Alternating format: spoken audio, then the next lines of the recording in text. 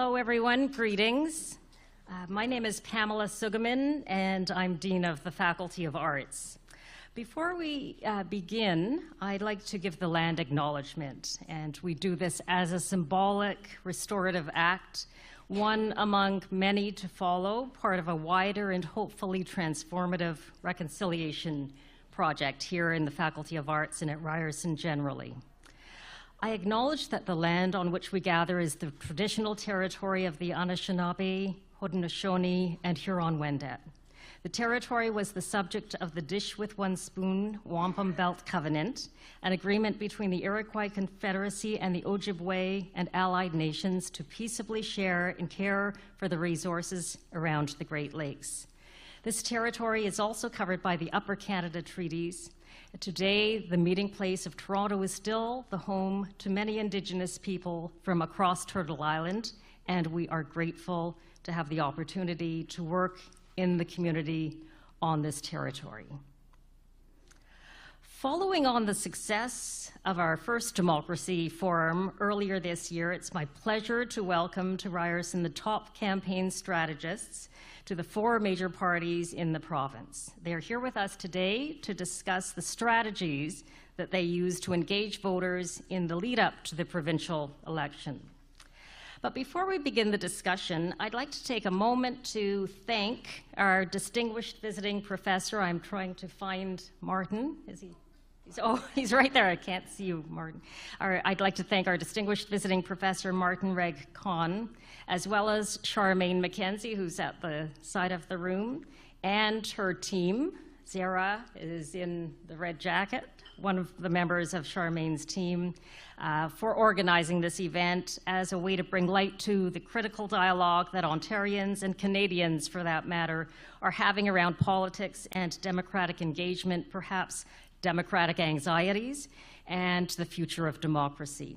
My appreciation to Charmaine, Martin, and the arts team for your hard work in making today's event possible.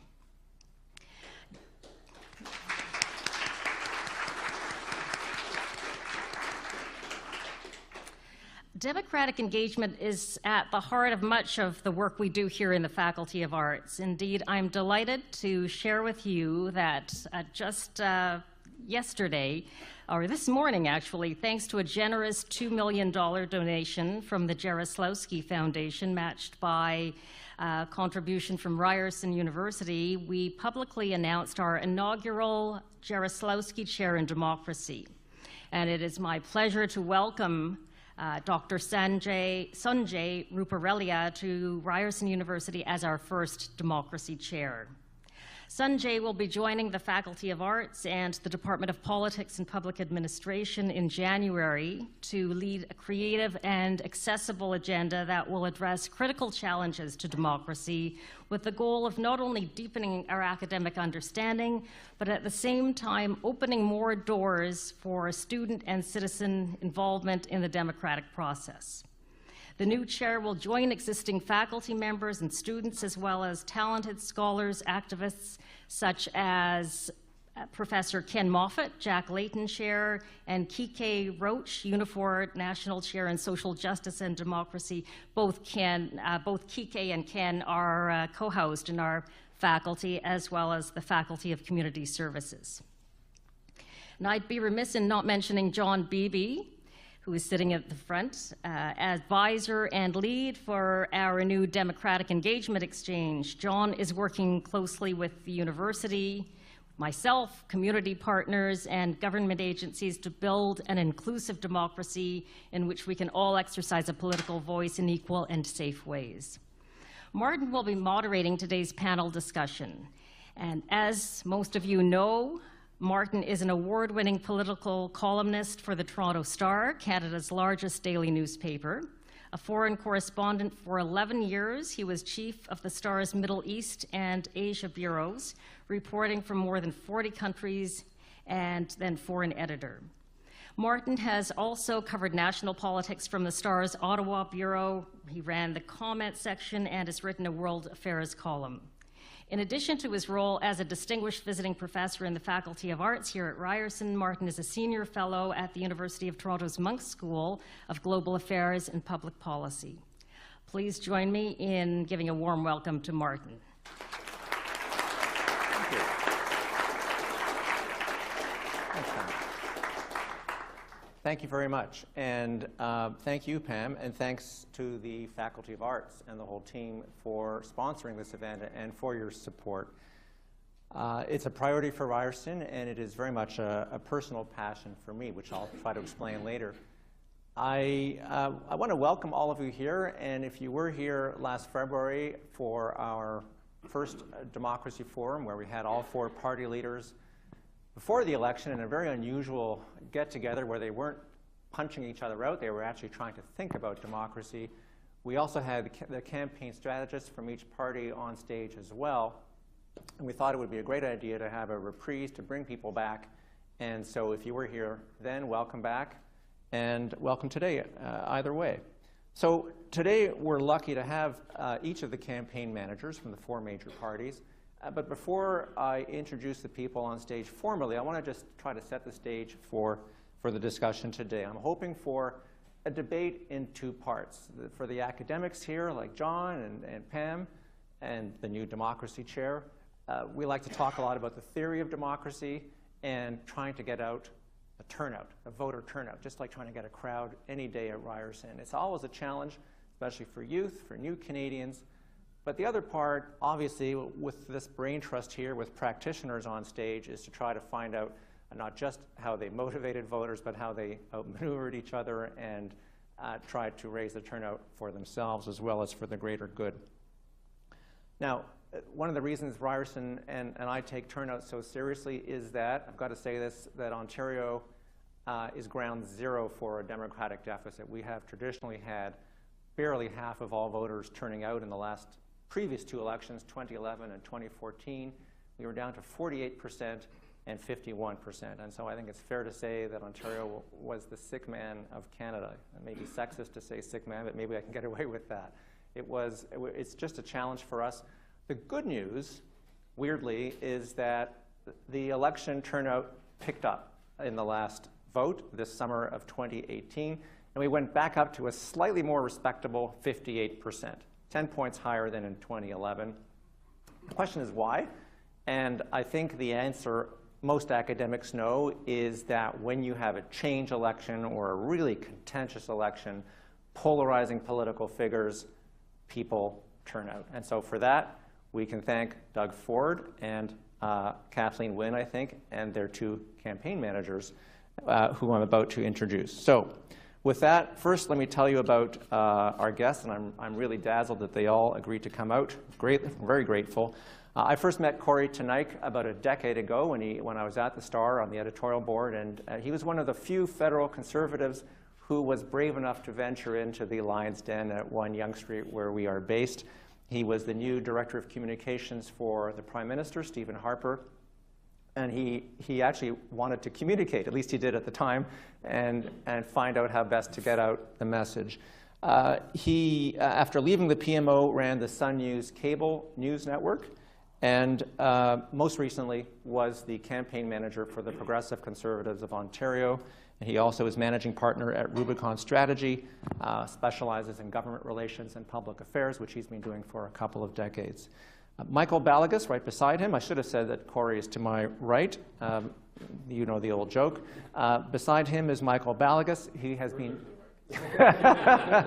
I won't go there. So Michael has been Chief of Staff for Andrea Horwath, the New Democratic Party leader who was with us last February, since 2014.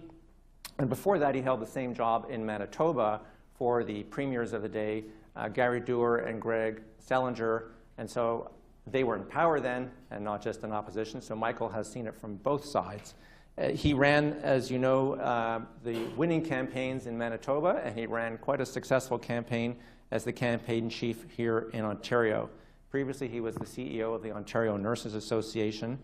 And the favorite bit in his bio for me is that he also, in a previous life, after he worked for Audrey McLaughlin, I believe, in Ottawa, was part of the National Democratic Institute, working overseas in the former Yugoslavia, dealing and training young voters and staff. So I think he understands the importance from that end as well.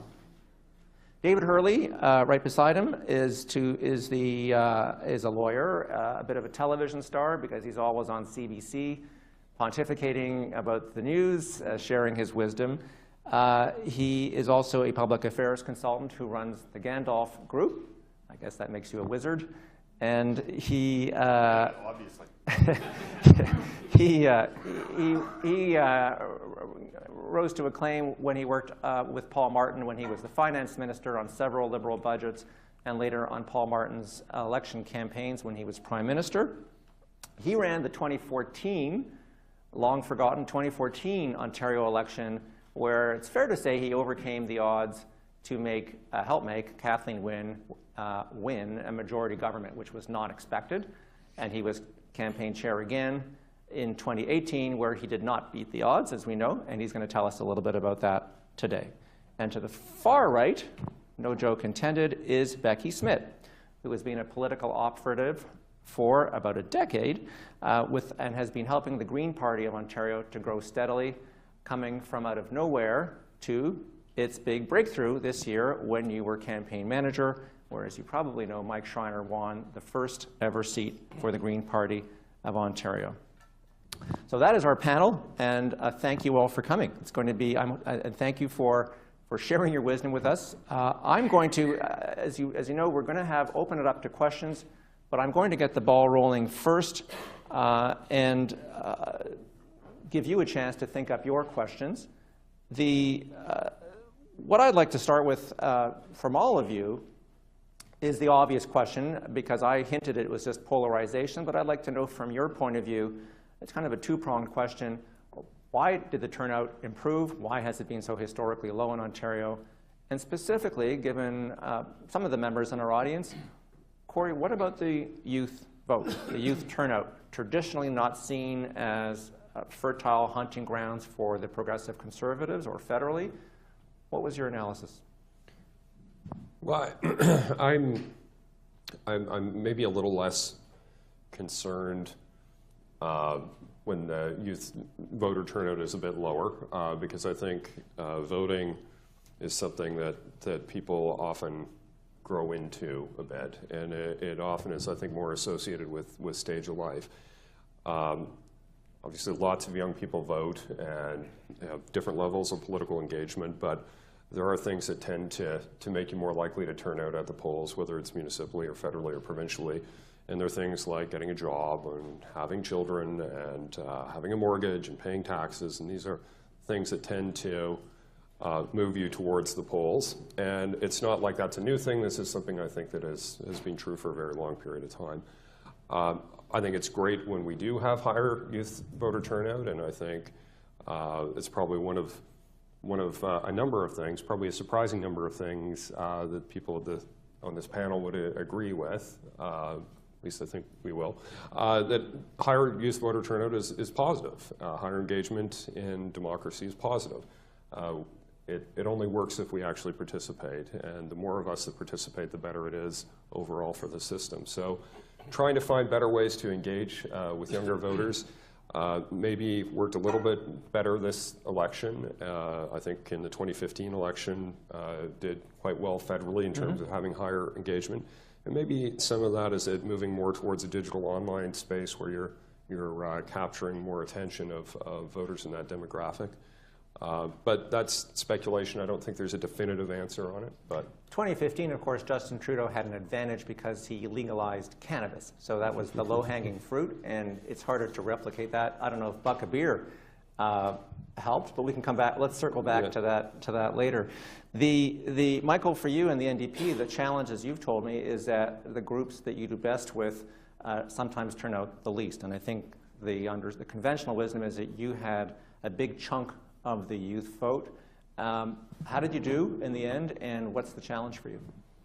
Yeah, I think from the public domain exit polling that we saw in analysis of the election, the younger you were, the more likely you were to vote NDP by substantial numbers, and the older you got, the less likely you were to vote NDP. So I think that the challenge for us, and I'm really looking forward to the discussion that comes, is in fact, driving up that youth vote. And I think for two reasons. One, I'll put on my practitioner hat, is I hate losing elections, and the NDP is not going to win an election until young people vote in this province. So that's my practical hat. And then there's my Democratic hat, where I agree with Corey that maximizing participation of young people, young voices, et cetera, is incredibly important in the process.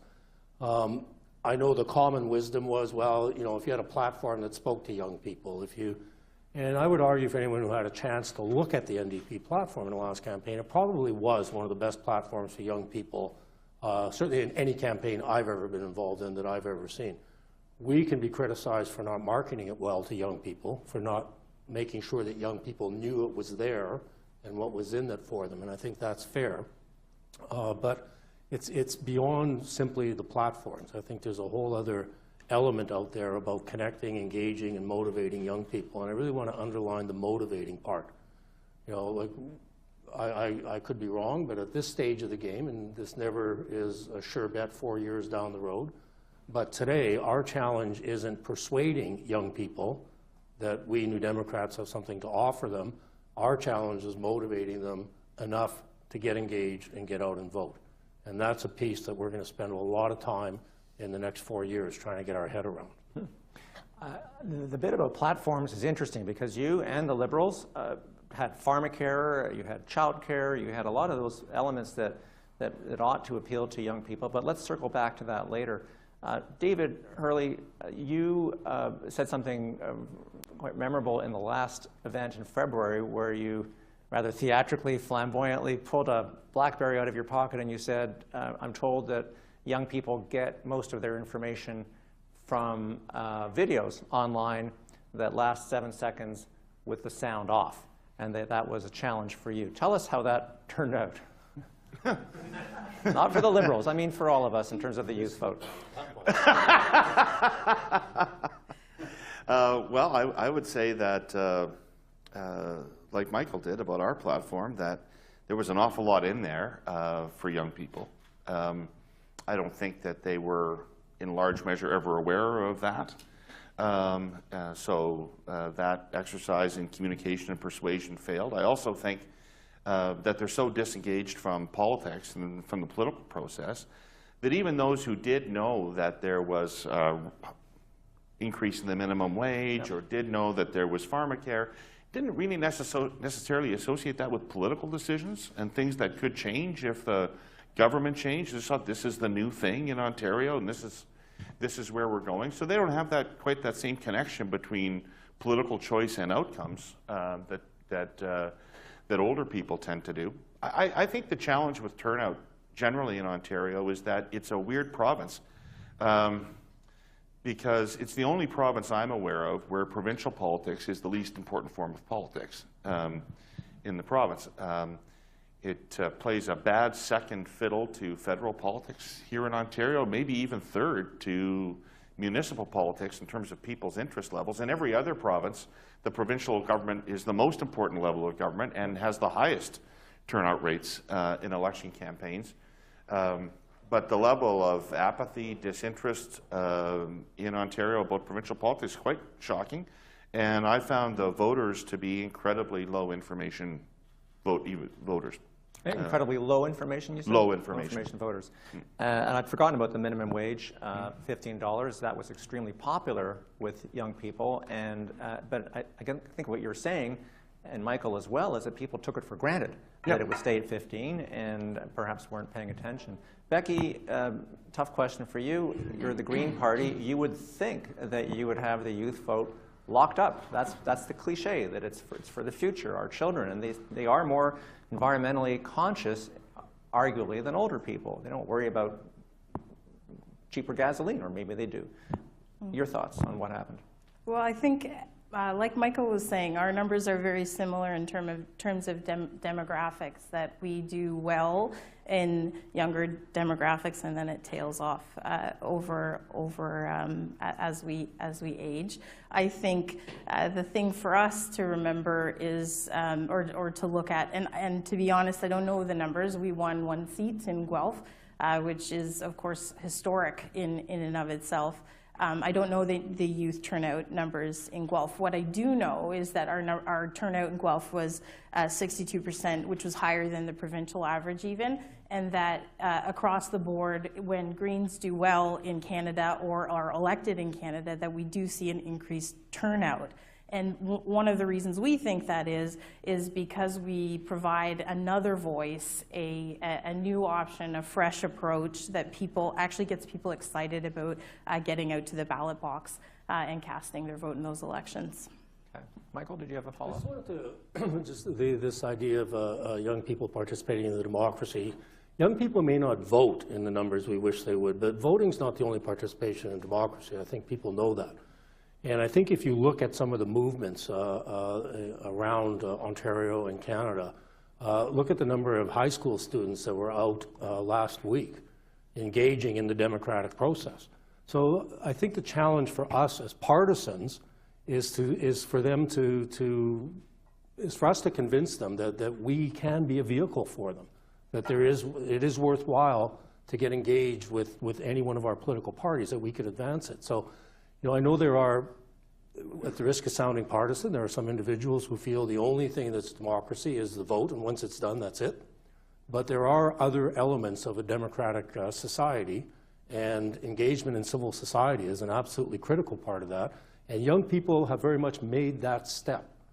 So how do we as partisans, I think is the question, is how do we engage them in our parties at a higher level and voting at a higher level? That's a great point. I was struck by the high school protests against sex education, and we can almost thank Doug Ford for raising political consciousness about that. And we're all going to be kind to Corey today, but including me, I'm on my best behavior. But I think that was an unintended shot by Michael, or unavoidable shot about Doug Ford saying that elections or democracy is about elections every 4 years, and many of us would quibble with that. But it is an important turnout. And democracy is still the starting point. And I wanted to go back to Corey and talk about New Canadians.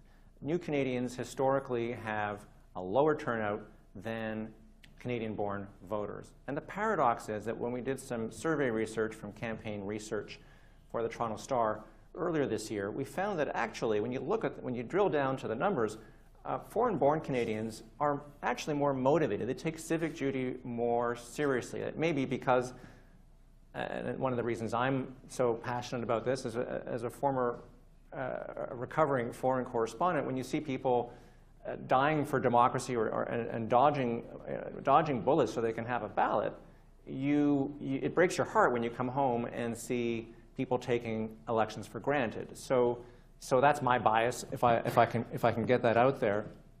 But again, the data suggests that foreign-born Canadians are more motivated. They just think they can't vote for whatever reasons.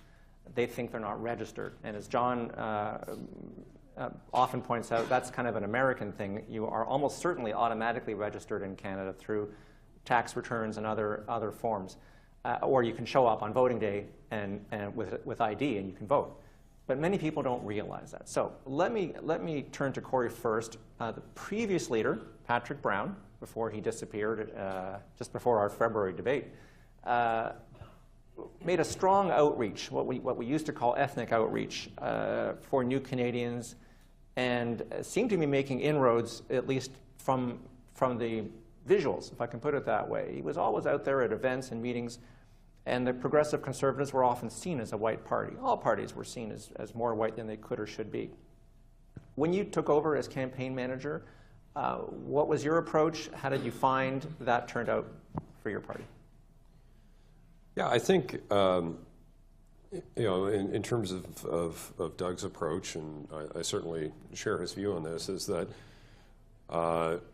it's not about having a separate platform or a separate set of issues that you're running on. It sometimes maybe involves translation or advertising or putting that information in different forums so that it gets seen by people in a format or in a language that they can easily read or digest.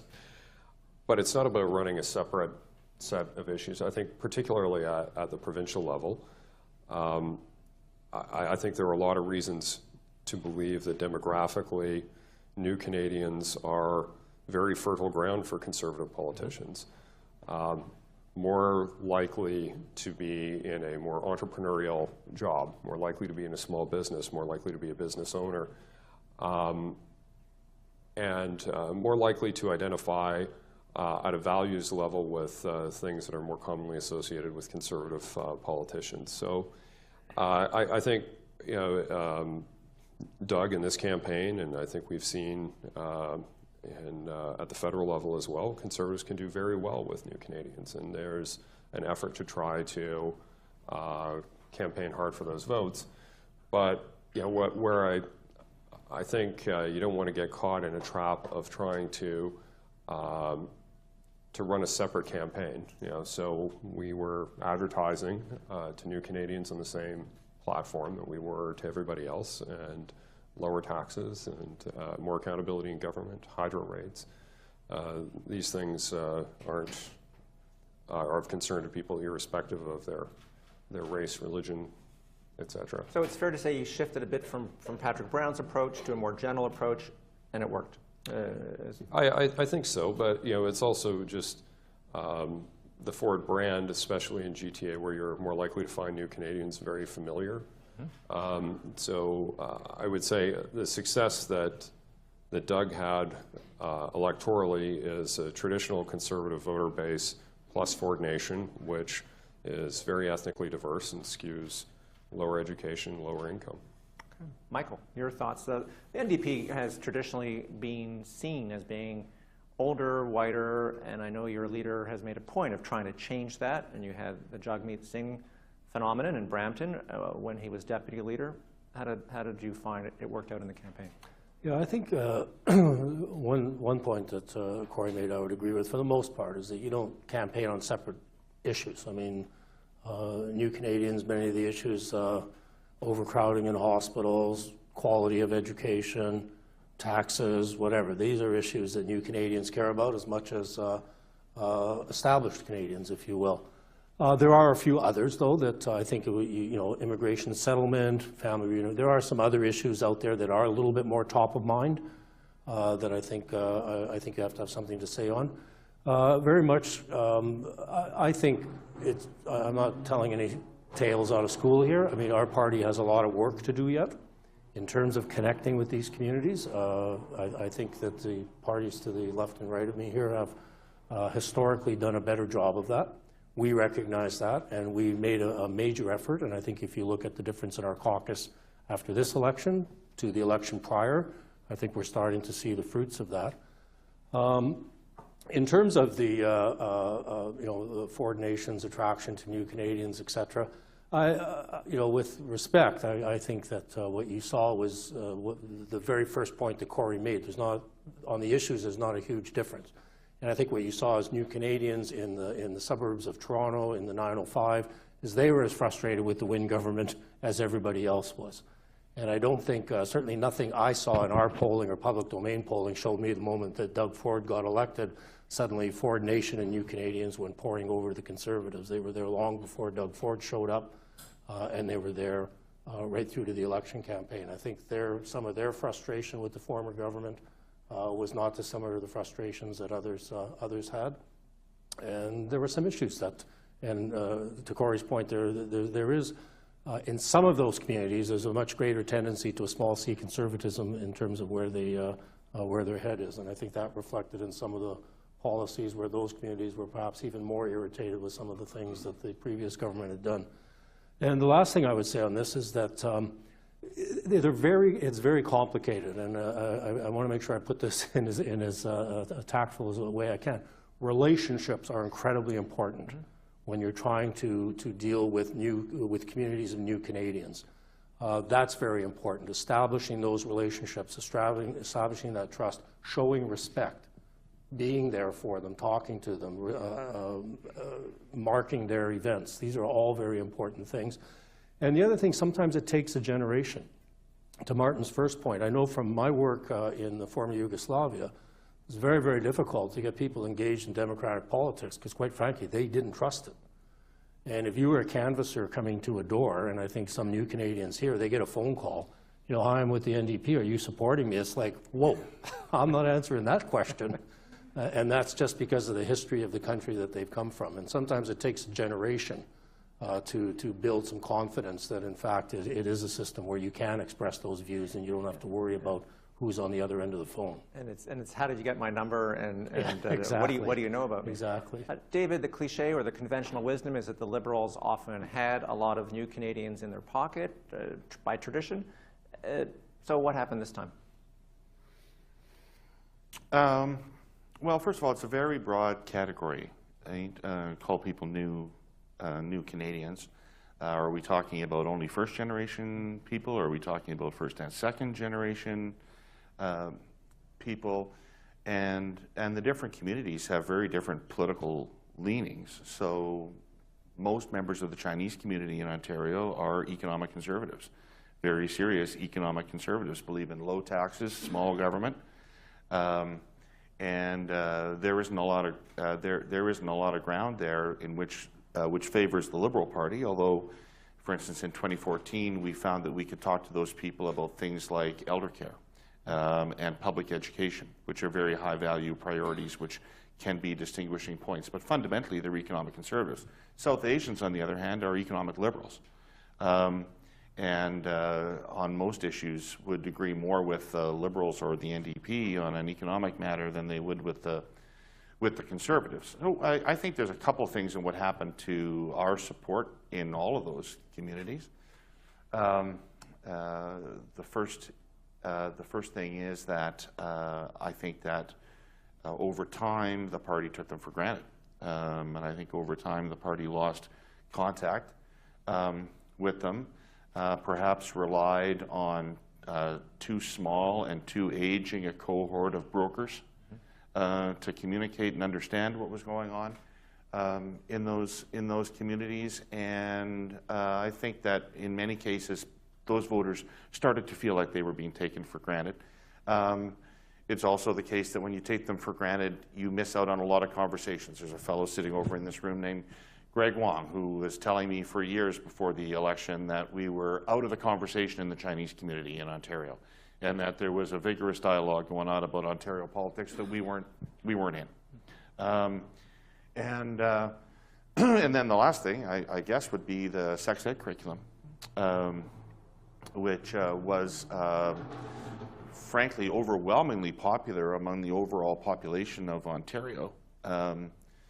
Very strong support levels, but very high and very vitriolic opposition among certain quarters, and a lot of that tended to be in among new Canadians that normally would have voted Liberal. So that's an instance where I think that there was a certain number of people who said, "I'm just not voting for that this time," and we'll see if they've moved permanently or whether they come back. But it's the same as the Sikh turban helmet issue, right? So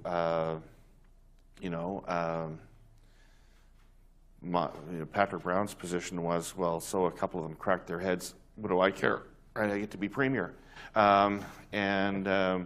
But Kathleen Wynne was like, well, what is the argument for not wearing a helmet when you're riding a motorcycle? So there were issues like that where if you were specifically trying to get that vote at all costs, you would have moved. We would have moved on turbans. We would have retracted on sex ed, because sex ed was one of those issues where the people who are against it are voting on that basis, but the people who are for it are not voting on that basis. And so those were both bad political moves, but the right thing to do in both instances. And I remember Jagmeet Singh, when he was deputy leader, discussing with him how he had failed, let's say diplomatically, failed to defend the sex ed update when he was in front of a community in Brampton, and also was on the motorcycle issue in favor of not having helmets. But you speak to an alignment, potential alignment between social conservative or socially conservative values and some immigrant communities. Becky, you had a great election. You won a seat, but I keep picking on you a little bit in that you and I will agree that the Green Party is often seen as white. What are you doing about that? What can you do about it? Yeah, you're right, and we have a long way to go in reaching out to communities. I think to various communities. I think we started the work in this election in Guelph, so at a local level. Mike is very close with the Muslim Society of Guelph and other cultural groups in Guelph, but we have a long way to go provincially, and part of it is that that many of these newcomers do not know who we are. And we, of course, don't have the budgets or the staff comparable to the other folks here. So we have to do it in a different way, but it is absolutely recognized that we need to change things. And I don't know if you're going to bring this up later, so sorry if I preempt this, but one of the positive things I think in this election is that we do see more diversity in our candidates, both with the Green Party, but actually across the board. I think all parties did a relatively good job of increasing their numbers, and particularly with women candidates. Both the NDP and ourselves reached over 50% women candidates in this election for the first time in Canada, as far as we can tell, which is a huge milestone. So the thing that tells me is that this work is important, and it can be done by us, by parties, if we make a concerted effort and a decision to pursue those goals. Okay, one last question for me to the folks up here, and then we'll go to audience questions. I want to segue to more into the campaign, but mixing it all up on social media. The good, the bad, and the ugly. And I wanted to start with Corey. You can choose good, bad, or ugly, but targeting of voters is the natural opportunity that arises from social media, as opposed to the big, bad mass media, of which I am a part, where we have still, by today's standards, tremendous mass reach in the hundreds of thousands, million daily readers in the Star, but social media is a completely different animal, and it also reaches more young people. So tell us how that worked for you in terms of targeting, and I'm going to ask the other speakers to also talk about some of the other elements, the fragmentation that arises, and some of the tough stuff. How does that work for you? Yeah, I think I'd say I'd probably broaden it from social media and say digital advertising, more generally speaking, because social is a component of that. That's right. But I think Google is probably half of the market on the advertising side, at least for us during the campaign, which is a combination of things from YouTube pre-roll video to other search terms to making sure that people are seeing what you're seeing. But it's not a good or a bad thing in my view. It's just this is how advertising is changing. So media consumption is changing for our entire society. It's if you think back to the 80s when Knowlton Nash was the anchor for CBC News, he had 2.5 million people watching the newscast every night with a country of about 25 million people. Well, Canada's almost a third bigger now, and CBC News is struggles to get 600,000 people watching it. Tell us what you did. Tell us how you changed to adapt to that environment. Well, I think in that environment, the traditional media as a whole is much less important. That the way people are consuming, whether it's the Star or whether it's a segment from TVO or whether it's something from the Globe and Mail or you name it, they're often coming into contact with that information through a news aggregator, through an article that someone has posted on their social media. It's coming to them in a whole bunch of different ways that are not going on that media outlet's website or picking up a hard copy of something, right? It's being referred to them in one way, shape, or form. And there's a self-curation process that people go through as to what things they want to look at and what they want to see. And there's a back-end AI that is working really hard to try to find things that you're going to like. And it's making those decisions in very complex ways. But what it means is you tend to see only things that you are interested in, and you tend to be much more neutral as to what that source material comes from. So one of the things that we did that was different this campaign is we created our own news channel and created our own news content and propagated that to voters, where we could say exactly what it is that we wanted to communicate, whether it was a platform plank that we rolled out that day, what have you. But how people are then consuming it is they view that very neutrally. Like the credibility of something coming from the Star or the CBC is not necessarily better than coming from Ford Nation Live. It's running through a filter that people have as to, its veracity, and it's being consumed in a very neutral way. So I think it was a very important part of our campaign. I would say campaigning today is a 75% digital experience on its way to being a 99% digital experience.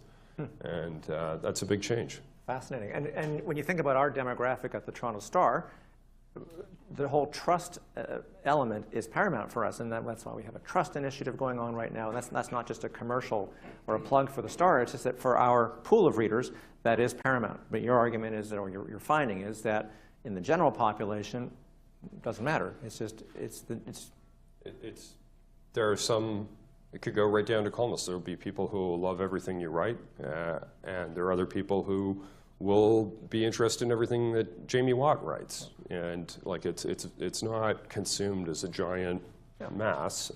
It's sort of piecemeal. But some of the other digital things that I think are important, you asked about Buck a Beer.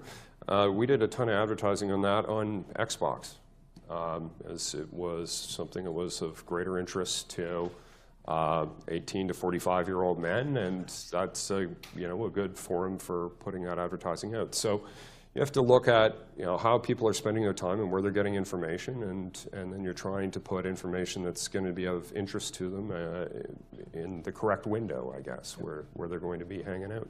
Michael, your thoughts on how that played out, and for you, and in terms of what the Tories and Liberals did? I think the digital advertising is, as a practitioner, it's a great tool. It's cost efficient. Really allows you to zero in on who you're talking to, and really allows you to zero in on a message. So I think there are incredible values to it. There's a few things about it as a practitioner that still need to get our heads around. It's far more effective, as Corey described, where you've got a sort of group of people that you don't really need to persuade, but you need to keep them engaged, and you need to keep them motivated, and you need to keep them on top of what's happening and going in after them. And this is a group that the Ford News Channel would be very effective with. I would argue not a lot of hardcore New Democrats got moved by the Ford News Channel, but it wasn't targeted at them. It was targeted at the 50% of the vote that the Conservatives went into the campaign with, and making sure that they engaged and were close and were tight and were getting, and very well done, I might add, very well done. So I think it's a little bit different as a persuasion tool. It's still a little bit more difficult, and working through that. That's not to say it can't be used as a persuasion tool, and it can, and in some areas we did quite an effective job with it, but it's much, much, much stronger tool. Identify a group of people who want to hear what you have to say, who are engaged, and they like you, and you want to keep them, and you want to keep them motivated.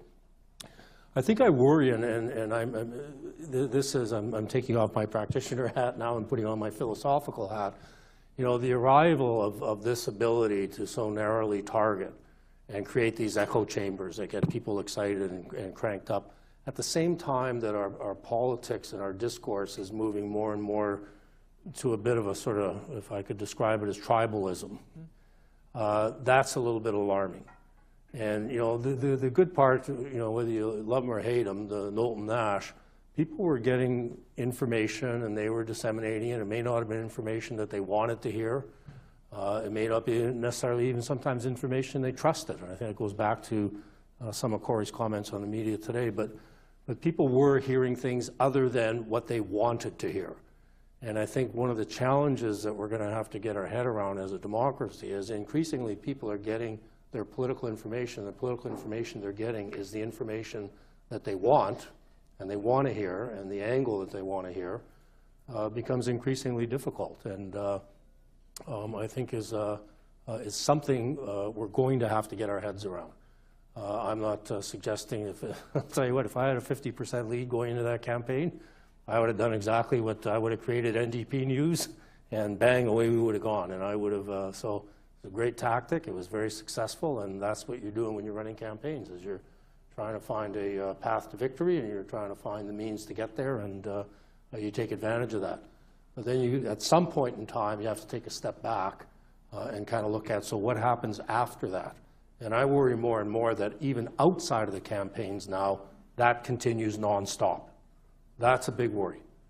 And I think that traditionally, when governments get elected, one of the things that they do is and this is where the honeymoons come, and you often see governments will actually go up in the polls after election because they make a little bit of an effort to reach out to people that didn't vote for them and kind of say, okay, now I'm the premier or the prime minister or the mayor or whatever, and I've got this new responsibility. And yeah, I was pretty pissy during the campaign, but now I got to move on from that and try to bring the province together. And I think increasingly, and this is not just a direct criticism of Mr. Ford, because we're seeing it in other places as well, increasingly that's happening less and less. And the campaign continues in terms of we got to hang on to this 40% from now until the next election. And so I don't think that is good. And I don't know what the answer is. I happen to believe you campaign nonstop. I'm not going to lie. E+1 is the start of the next campaign. And you approach it that way. I'm not going to pretend I'm some saint. You do. But hopefully you can find a way to do that makes some effort to bring people together as opposed to divide them into these tribal camps, and he who has the biggest tribe at the end wins. I think that's problematic. So the upside of narrowcasting in a campaign is that it works and it's cost effective. The downside of narrowcasting when you're governing is that you're not bringing people together. Yeah, I mean, there comes a time where, yeah, you have to move from campaign to governing.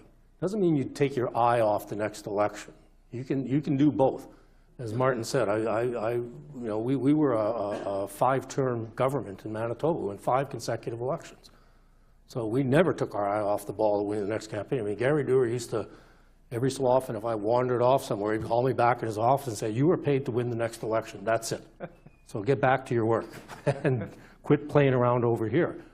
But we also took the responsibility seriously of engaging and bringing people together and bringing the province together. And I think the result of that was every year we were reelected with a bigger majority, which is the other thing that's quite unusual. So you can campaign and not necessarily drive huge wedges in and through society. You can do it while in government. Election campaign period, the campaign time, that's a different story. And you can talk about that a whole different way. In the good old days when Corey worked for Stephen Harper in Ottawa, it may not have been exactly that time, the Prime Minister appointed Gary Dewar as his ambassador to Washington. So You did a fantastic job. the tribes came together. David, your thoughts about how social media played out in fragmentation, the good, the bad, and the ugly? Well, I agree with a lot of what Michael said, and I think the point that he made that I am particularly seized with is the fragmentation of society, because I think that's inevitably what's happening now, as the internet is allowing us to go into silos, and it's really hard to see anything resembling a monoculture sustaining itself through that process going on the way it is. In terms of how it played out in the campaign, I'm a little different than Corey. I would go back to your original term of, you said social media, and then he said social media and digital advertising or digital advertising. I think digital advertising sucks. Take a drink. You can't tell a story with it. People resent it. It's easily ignored or dismissed. I'm far from convinced that it's a useful persuasion tool in a campaign. It's very much a useful head counting tool, but very far from persuaded it's a useful tool to convince people to do something different than they were previously going to do. Social media, I think, is very different than that and can be much more effective. One of the insights of the Obama people when they were building their social media apparatus was that a individual, a personal endorsement of a candidate was the strongest possible thing that could motivate somebody to change their vote. So it wasn't watching an ad or on television, or it wasn't going to an all-candidates meeting, or it wasn't a news story. It was somebody that you know and trust and have some relationship with telling you that that's what they were going to do. And that's how social media can be harnessed and mobilized very effectively. I don't think that the Liberals and the NDP are in the game with the Conservatives at all on that in terms of social media. I think they're miles ahead of us in terms of the utility of social media. Now, it's easier when you're the opposition and not the government, I presume, to do that. So we'll see how many members there are of Ontario Proud 4 years from now. But that was, I believe, an important tool. Ontario Proud, I think, was a very important tool in delegitimizing the choice of Kathleen Wynne as a premier. I think in creating the broad consensus in the province that she was unpopular for reasons nobody could ever articulate what they were, but that she was unpopular and therefore couldn't and shouldn't be elected. I think social media was a big, big part of that. And we didn't know how to fight it. We knew it was happening. We didn't know how to fight it. One of the interesting things about the campaign is that from our research through that polling company, Campaign Research, is that it turns out 4 out of 10 voters were against another party or leader. And from our data, about 50% of the NDP voters were actually opposing other parties, and I think about 41% were pro-NDP by outlook and disposition. But with the Progressive Conservatives, 70% were pro-PC or pro-Ford, more or less. And so that's that. Well, most NDP voters were Liberal voters. Well, they were borrowing them. Exactly. Well, yeah. We'll see how long right? Because you borrow yes. NDP voters from time to time as well. So.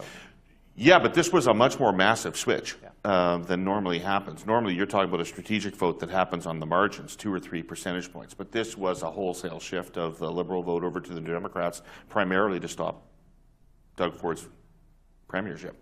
Anyway, I don't even know why I interjected there. Interrupted your point. Bring it on. Okay, I'm going to open it to questions, and these guys can take care of themselves. They're all fighters, but they also try to get along. So come on in. We have some runners with microphones. Go ahead, sir. Hi, my name is Ashish. First of all, it's nice to see David Brown in person. I thought you lived at CBC. And just a quick thank you to Marvin for retweeting all about ISM. The first thing I want to point out is I was just looking at the news coming out in Chicago, and Fox speaks to the lack of diversity.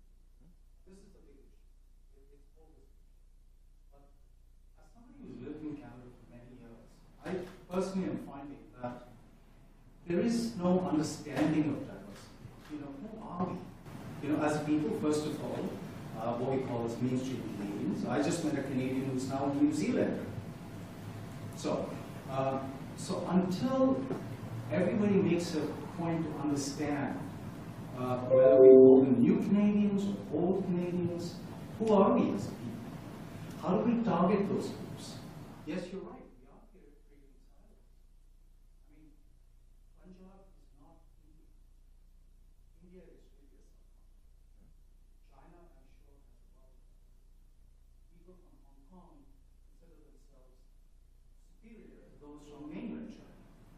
So on and so forth. And you can slice and dice the demographics. Yeah, you can just slice and dice it. But I think in the Canadian situation, a real effort must be made to reach out and understand what these various groups are looking for.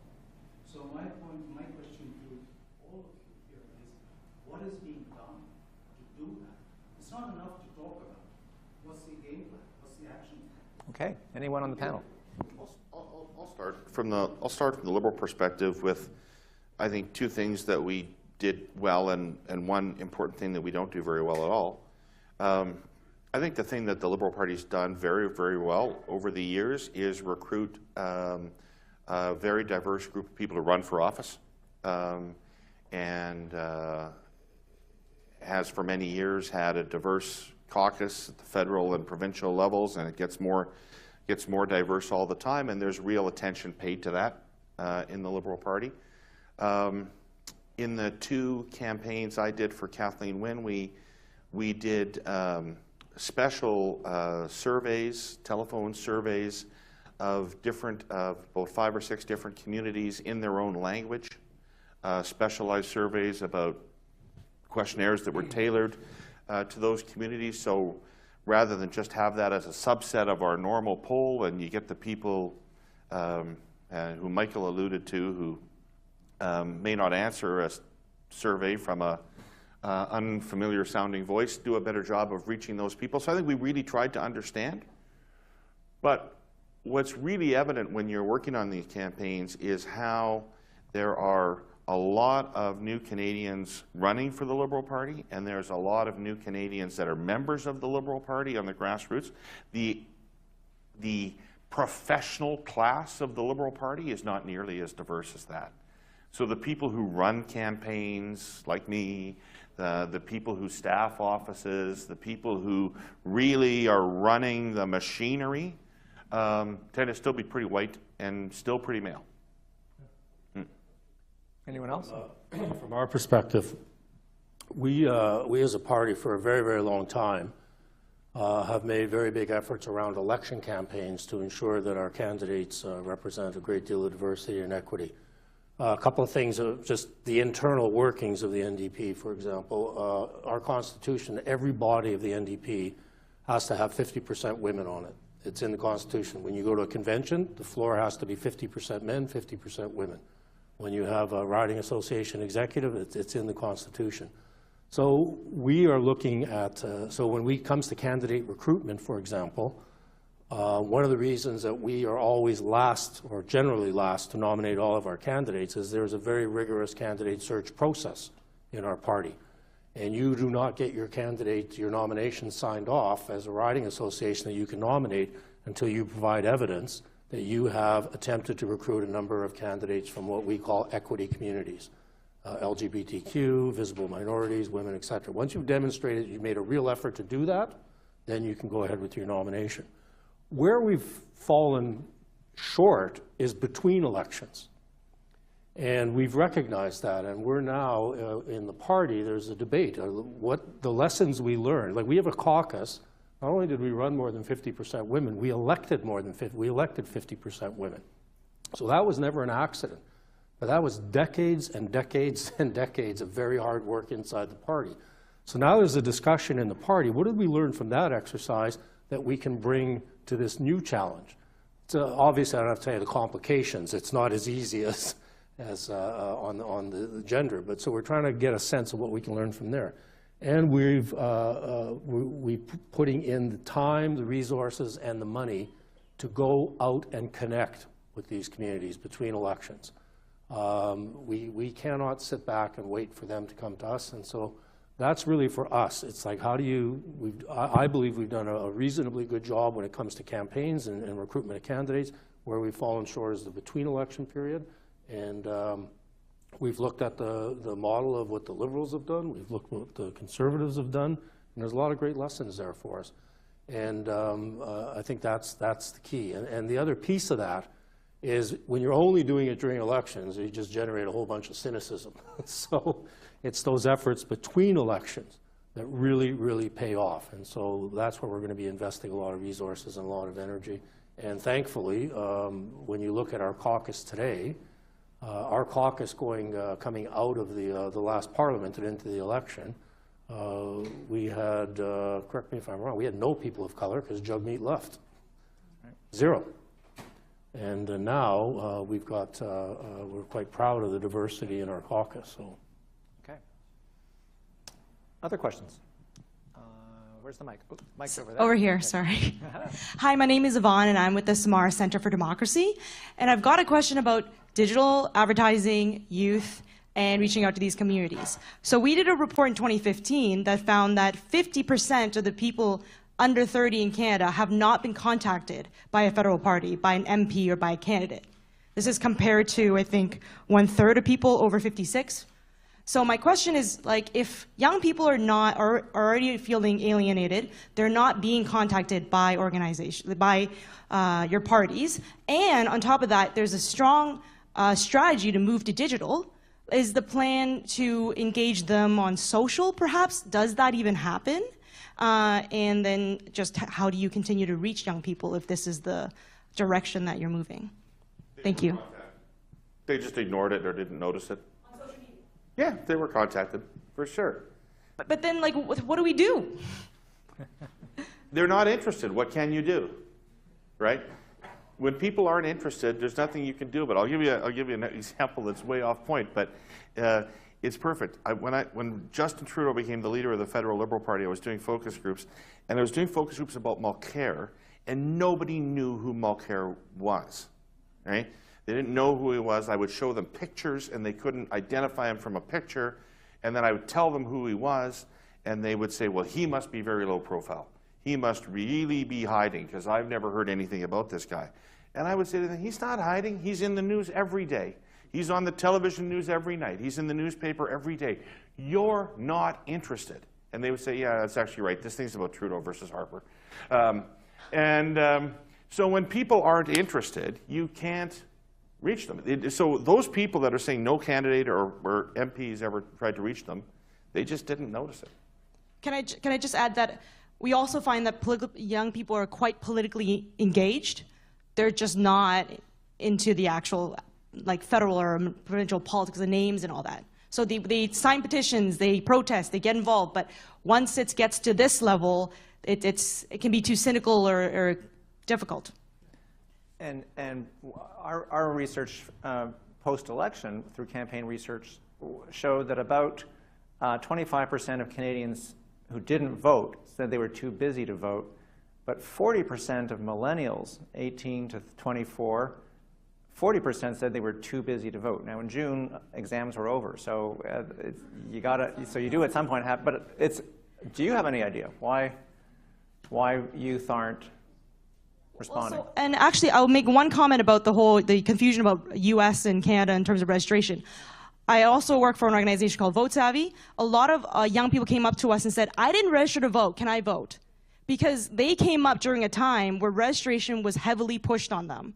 So they just assumed that if they did not register beforehand, they couldn't vote. I know that sounds really stupid, but if all the TTC ads say register now, make sure you register before you vote, why wouldn't they assume that they have to register? So information like that is missing. And I guess the summer is a really busy time, and they do have summer jobs. They have internships. They are hustling. So I don't want to, not everybody's on the beach or going to the cottage, right? Fair enough.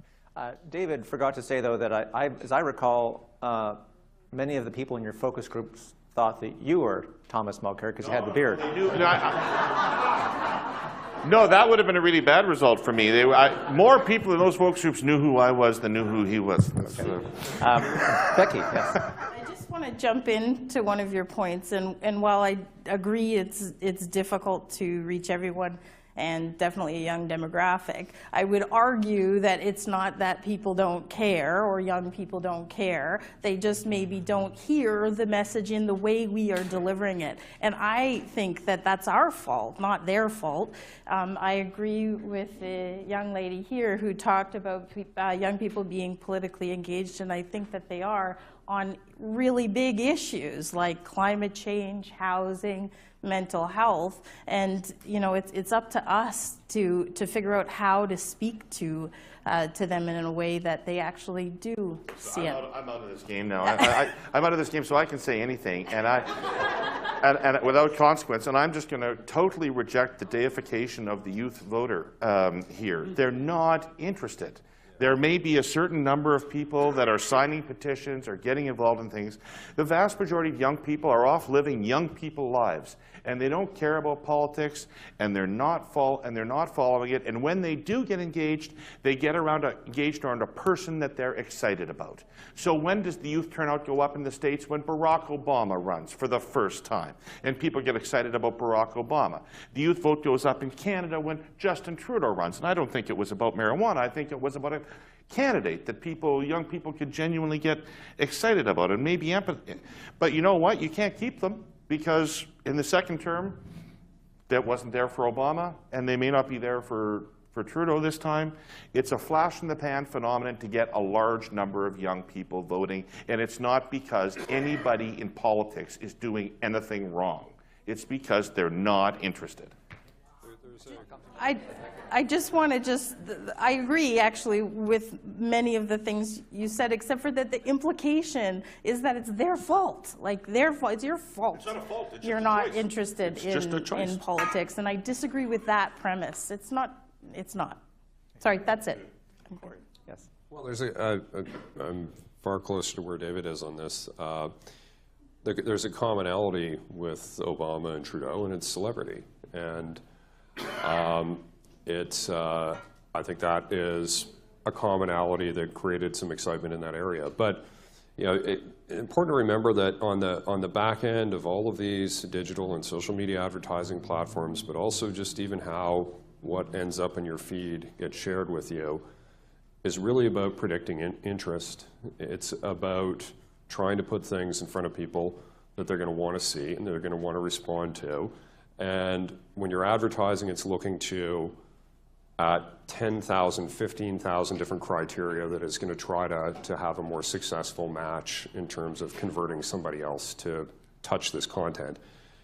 And so if your online world is one that doesn't typically include political news stories, doesn't typically include the kinds of things that are, the issues that are being talked about during a campaign, you're way less likely to see that stuff, even if a political party is paying to advertise to your demographic.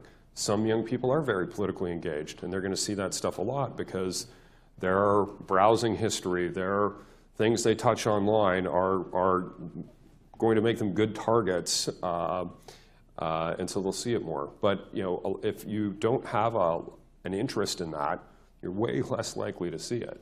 So if your search history is on, I don't know, pick a topic that is in its own silo, then you're less likely to hear what Knowlton Nash would have force-fed you a generation ago. So why do I say celebrity is important? Because if you're in the world of the Kardashians and celebrity stories and all of that, the stories on Trudeau's socks you're gonna see. Thank you, because the Kardashian was what I was looking for, and you finished my sentence for me. May I just make one comment? Sure. Yeah, and then we're going to have to move on. First of all, I agree, just a comment. I agree with David. Young people are not interested. I have 2 adult boys at home, both graduates from Ryerson. They are not interested. Period. The second point is that the message is not getting across. I was in conversation with a Pakistani Canadian cab driver who said, these bloody white people are teaching kids how to have sex. I quote verbatim. And I said, no, they're not. And he said, yes, they are. And I said, well, let me ask you one question. If you don't like it here, why are you? He was quiet for this. You see, this is where the problem is. The message is getting lost. The moment you say sex education, that's it. That is Done. that is a hot button issue. Okay, where are the microphones? Oh, there you are. Hi, folks. Thank you for coming. First of all, as a student, it's really great to see. My question is more so in regards to the candidates. So I'm going to go specifically for Kathleen and Andrea. We saw them really change up this time, their look, their feel, the way they interacted with folks. And then obviously Doug had his staple aspects of self, like folks and friends. How does that come about? Like, how much of it is natural, or does Andrew Horwath just love to wear white cardigans now? Like, what is going on? How does it come about? Please explain.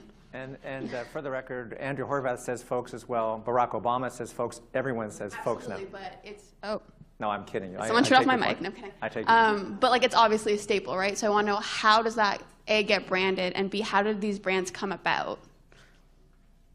I can start with Andrea, and there's really 2 pieces to that. I mean, the wardrobe piece that you mentioned. Yeah, I mean, you're conscious of what people look like when they're doing debates and when they're out there, and you work with people that help that help the candidate dress in a way that's going to make them as comfortable and as appealing as possible for people. More so, not exclusively, I wouldn't say it doesn't happen with men, but there's a lot more pressure on female candidates. But I think the bigger part with Andrea in this campaign versus 2014 was she was into it. And, pardon me? I wouldn't say she wasn't into it, but I think what she had in this campaign was she had a platform and a message that was her, and that she was deeply committed and excited about. And I think one of the challenges in the 2014 campaign, which, and you know, I was not involved in the 2014 campaign, but I think one of the challenges there is that a good chunk of it wasn't her. And I remember one of my mentors, a fellow by the name of Cliff Scotton, who been around the NDP forever. And one of the things he said to me, you know, when you're sending a leader out on a campaign, boy, there better be something in that campaign that gets them excited, or they're not going to deliver. And I always remembered that. And I think for this campaign, I mean, when Andrea would talk about pharmacare or dental care or child care, mental health, these were things that she was deeply passionate about, and I think it came through in how she communicated with people and how she connected with people. And I think that was the biggest difference, is that the passion she brought to this campaign was just exciting to be around, quite frankly. Corey, any image making or elements? I think Michael kind of touched on them, maybe be a little more explicit. Authenticity. You know, that I think it's about being who you are, and that's going to be different for every candidate. But I think you know, what you're striving to do is not put some sort of false front or filter on a candidate. You're trying to have them be natural and comfortable, and that's going to be a different answer for every candidate. Like, you know, you could try to change the way I don't know, Stephen Harper looked to have him wear, I don't know, the cardigan. Remember on the debate?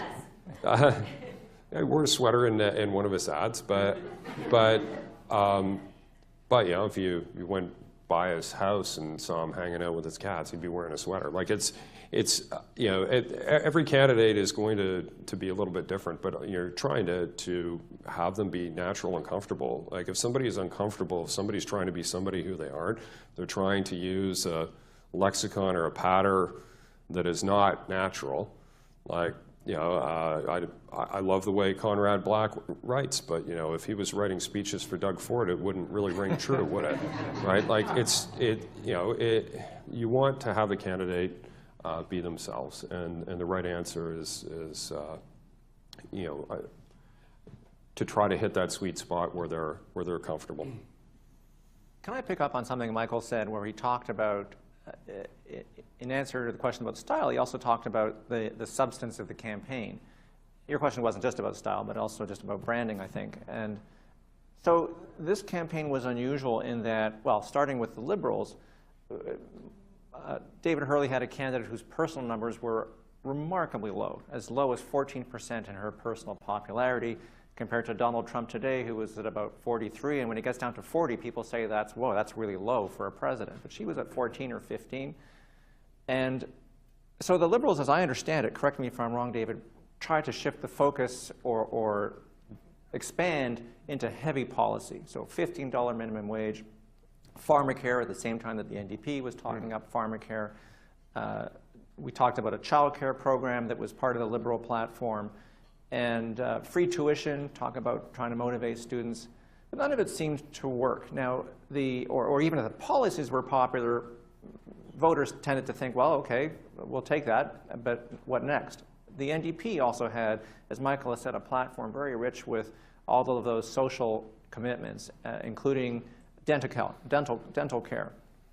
Conservatives, not so much, but there still was a very clear message of we're going to eliminate cap and trade, carbon tax, as you call it, all in one phrase. You were going to reduce the price of gas, you were going to cut taxes, and so on. So there were a lot of platforms in this campaign, and again, our campaign research polling showed that paradoxically, the thing that voters talk about, the non-voters, or when they express their frustrations, is I don't know where the parties stand. So, any of you, how did that work out? It worked for you? Was it frustrating for you? And what is the paradox of platforms when you're trying to be serious but still win an election? We haven't done a lot of research since the campaign, but we did do a couple of focus groups, and they were with people that voted for Corey's party, but at one time had us on their radar. And one of the things they told us was, you guys needed a detailed costed platform, like the Conservatives had. Which you just kind of then take your head and slam it through the table. And secrets out, I argued long and hard in the run-up to our campaign that we shouldn't have a long, lengthy, detailed, costed program. We needed to pick 5 or 6 priorities and get out there and hammer them. It was explained to me that's not how it's done in Ontario, but at the end of the day, we made a decision to go with a platform. And I will say this about our platform.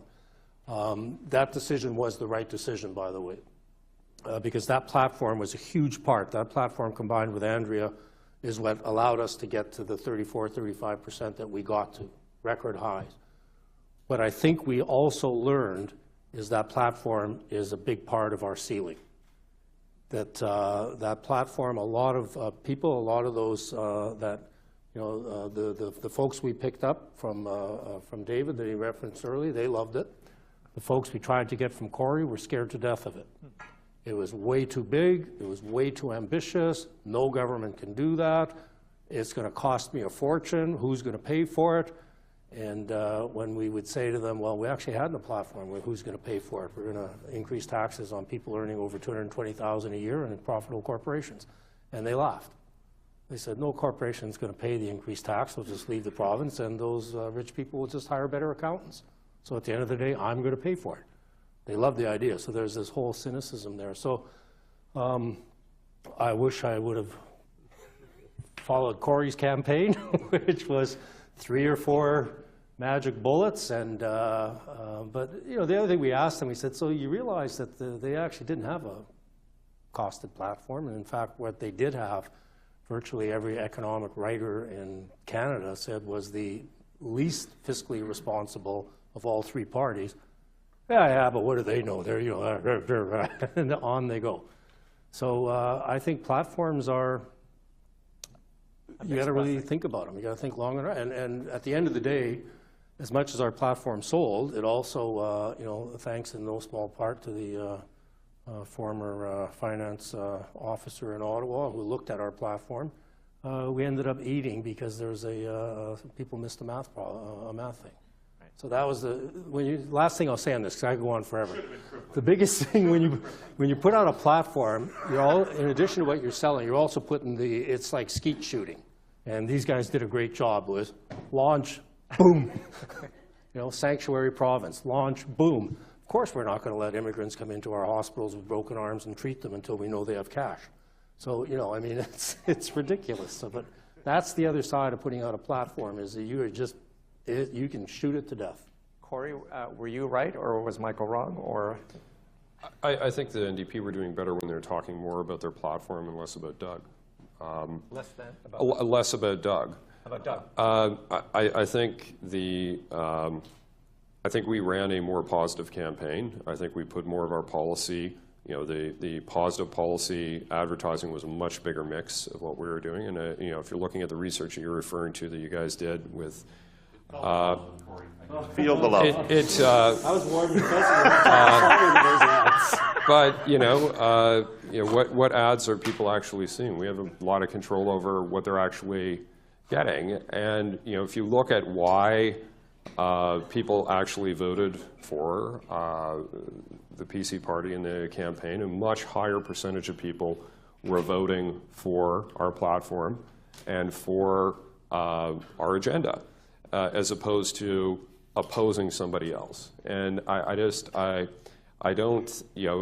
think there were enough votes out there to to win on hating Doug Ford. I think there needed to be some positive reasons that people thought were believable, and you're touching on part of that. I think some of the promises in the context of the fiscal situation in Ontario and some of the things that were being put in the window looked not very realistic and looked very expensive, and therefore were not terribly believable. And so I think they had a low trust factor with people that that's something that you could do. Can you cut the cost of gas by 10 cents? That was believable.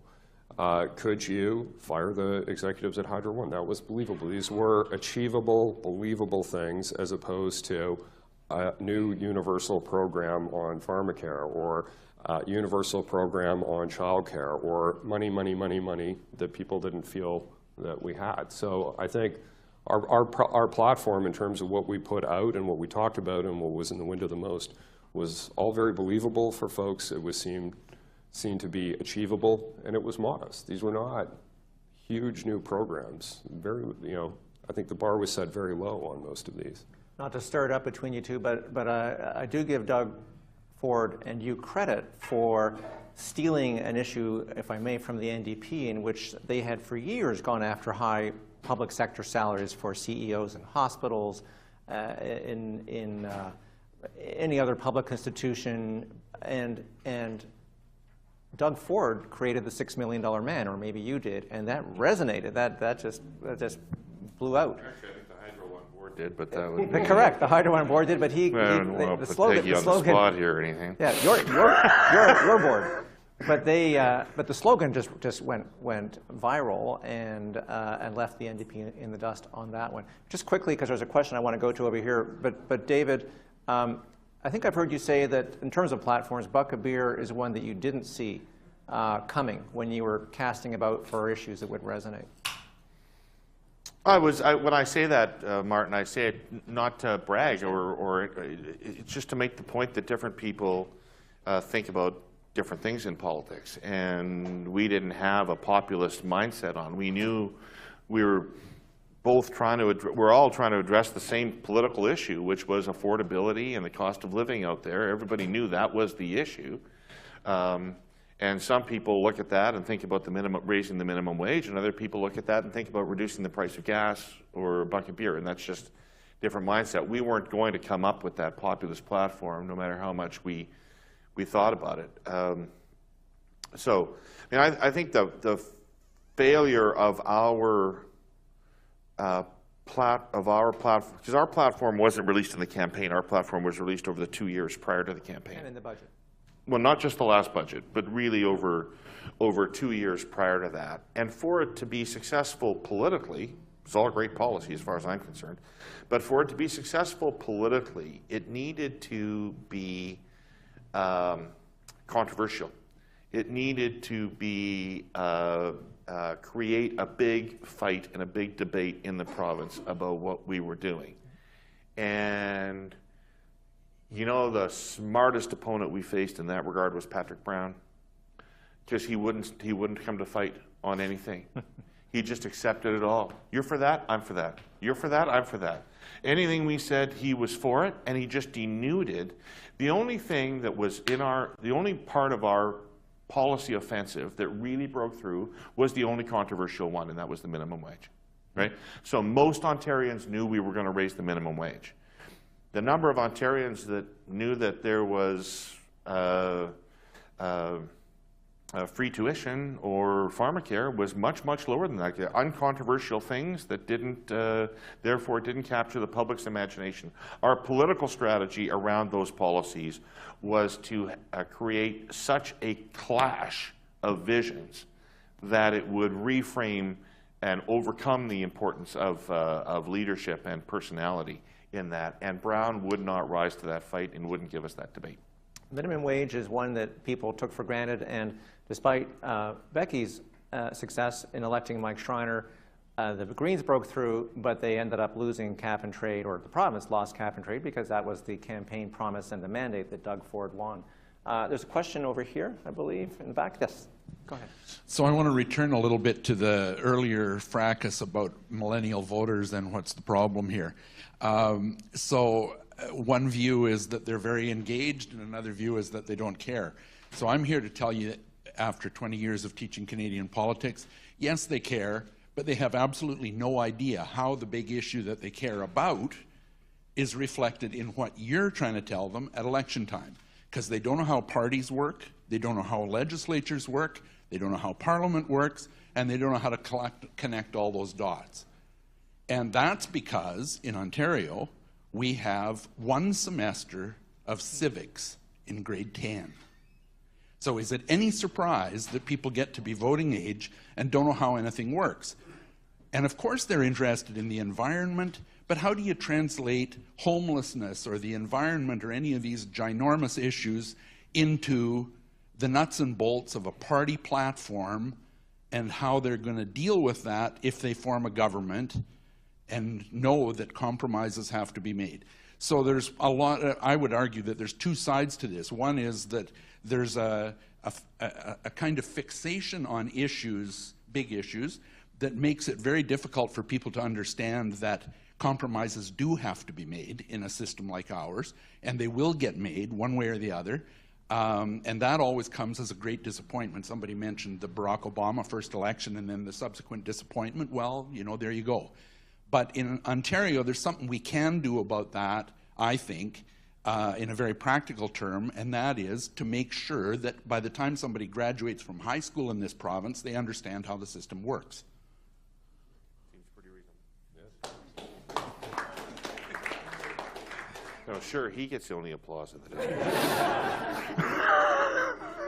No argument there. Okay, I think one more question, and then we're going to have to probably wrap it up. Yes.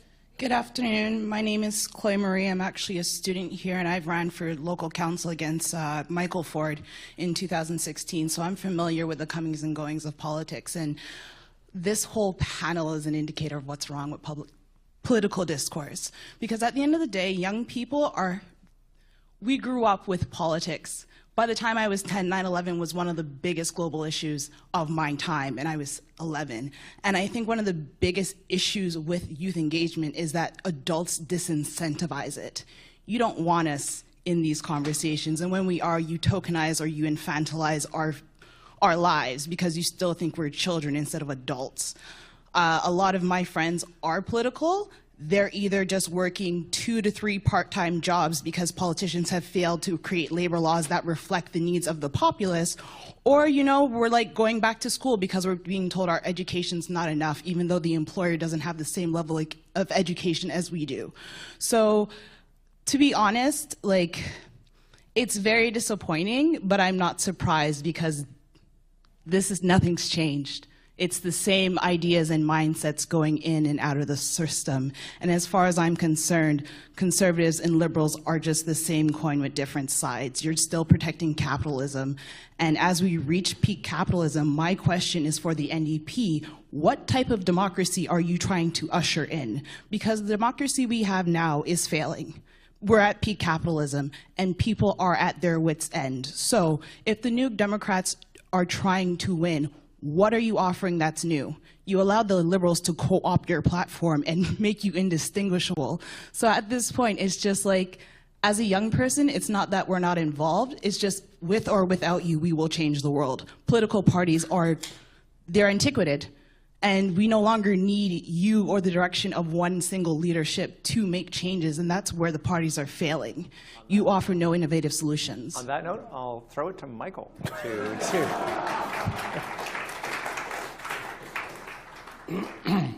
Well, I think the first thing I would say I think underlining one of the biggest problems that you have with political parties, all of them, people like me, is the phrase that I hate is the youth are our future. They're actually part of today. And I think that's something that we kind of miss, that we look at young people as, you know, someday we'll hand this all over to you. Well, no, young people need to be engaged today. And I think political parties need to make that point. And I know internally in our party, which is far too old a party, I'll start right off. I'm not going to bullshit you. Our party is, you know, it is not as young as it should be. But we recognize that, and we are making efforts, and we are doing what we can. In terms of what is the new socioeconomic order that an NDP government will usher in, that is a that is a lengthy discussion. I mean, I think what we would like to usher in is, you know, unbridled. I'm in a bit of an awkward position here because I don't want to speak for the entire party, but I mean, unbridled capitalism is a failure. And I think we've seen that everywhere. The notion that government can't solve problems. We just had the government in Ontario put out a report yesterday which basically put out the marker that the only solution here is we got to privatize more, we got to sell more, we got to take the government out of your life. I mean, how do you get people engaged in politics when the number one message you hear is we've got too many politicians, they're all assholes, they're all out to get you, they've all got their hand in your pocket. How do you engage people? If you're a young person, you say, hey, that's the life for me. I want to meet these people. I want to be part of that. So I think we've got to do a better job of reaching out and making people feel that you know, it can be a noble place.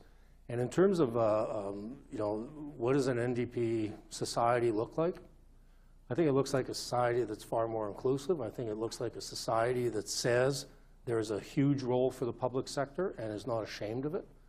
That public ownership is a good thing.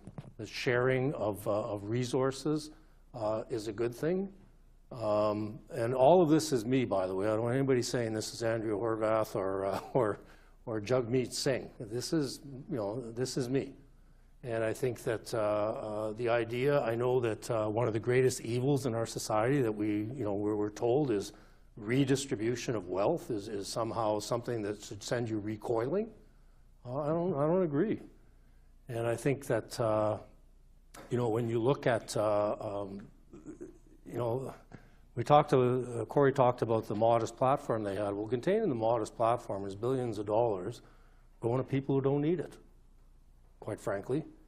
And the last thing I'll say on this is, and I'd love to hear other people's view on this. One of the things that I think sets New Democrats apart is we continue to still believe in a concept of universality.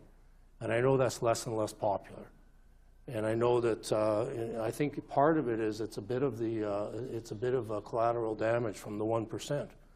That you shouldn't have universal programs anymore, that they should all be means tested and that those rich people don't deserve it. And that's a real problem. I mean, if you look at the things that make this country what it is today and that we're the most proud of, many of them have their roots in universality, whether it's health care, whether it's pension, et cetera.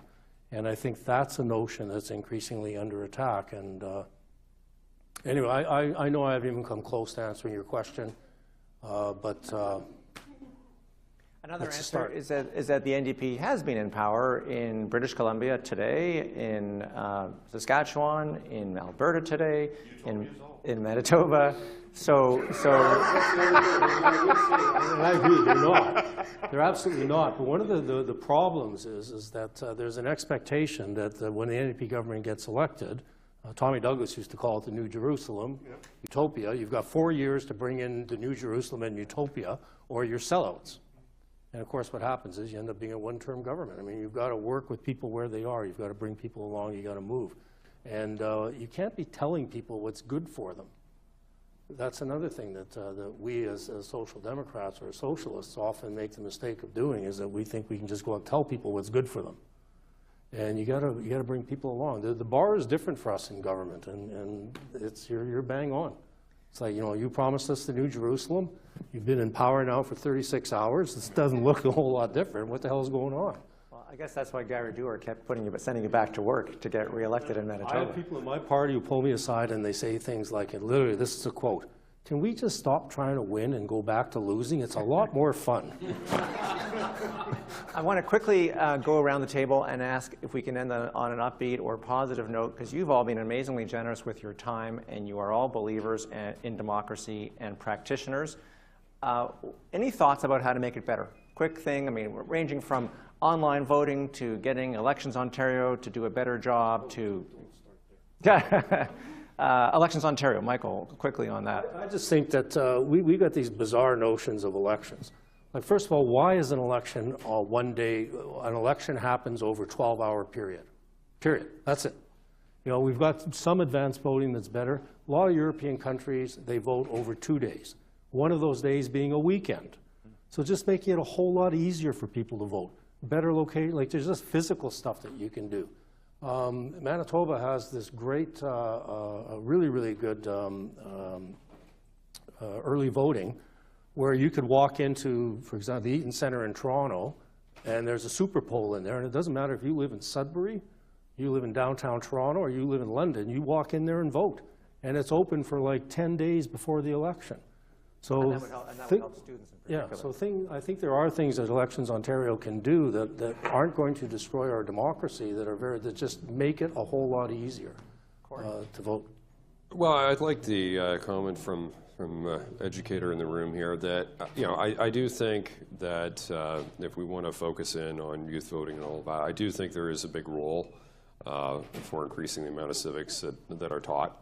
I think that's a way of making it more accessible for folks. Obviously, more voting times, things like that are practical ways of doing it, but I think if we're talking about lack of interest on the part of some people in voting, that's actually the much trickier and harder piece, and I think that's not something that's done in an election cycle or by a political party's advertising campaign. I think that's a much longer-term society-wide investment, probably mostly through the education system. David, you haven't given up. You know, I don't know. I really haven't given that question much thought. I don't know what I would change about the system to make it better, because it doesn't really feel to me like the problems with our politics are problems with the political system per se. They're problems in our society that get reflected and manifested in our political system. So the things I care about changing wouldn't start with the political process. Let me put it that way. Becky. I think we were the first, the Green Party, Mike's election this year was the first new party at Queen's Park since 1948. And listening to these fine gentlemen today, it just reminds me of how the deck is stacked against new parties and new voices coming to the legislature or just existing in our democracy. And I think that, so I actually don't have the answer to this, but I think that I believe that our democracy is strongest when we have a lot of voices at the table, and so I am glad we are here now. But we don't represent everyone either, so it would be nice to make way that our political system could make way for more voices. That could be democratic reform. It could be other voices as well. Thank you, Becky. And thank you, everybody. Before I do a formal thanks, I want to just quickly do a plug. Next week, on October 2nd, I will be teaming up with Steve Pagan from TVO, who is in the room here, to do a panel much like this, talking about the first few months of the Ford government and how the Ontario government has made its mark. And we're going to have the Environment Minister, Rod Phillips, the Deputy NDP Leader, Sarah Singh, former Liberal Minister and current MPP, Michael Coteau, and the Green Party leader, Mike Schreiner, thanks to Becky. So that's next Wednesday, and you can look it up on the Ryerson calendar. Tuesday, October 2nd. If you're going to be there, I guess. Good thing you're here, Steve. That's why we're co-hosting. I would like to give a huge shout out to the sponsor today, the Faculty of Arts at Ryerson University, the Dean, Pam Sugerman, and Charmaine McKenzie, who does all the heavy lifting, whose title is Director of Operations and Strategic Initiatives, and she was part of the strategy today. So thank you for that. They threw their support behind the first Democracy Forum and again today, and so I thank you for that. Congratulations also on the announcement today of the new Democracy Chair. And finally, a sincere thank you. Thank you for your service, and thank you for coming today and lending us your time and sharing your trade secrets. And it was, for me, a teachable moment or a teachable hour and a half, and I hope that others got something out of it as well, students and faculty. So thank you, Corey Tenaik and Michael Balagas, David Hurley, and Becky Smith. And most of all, thank you to you, the audience, for your questions and for challenging us.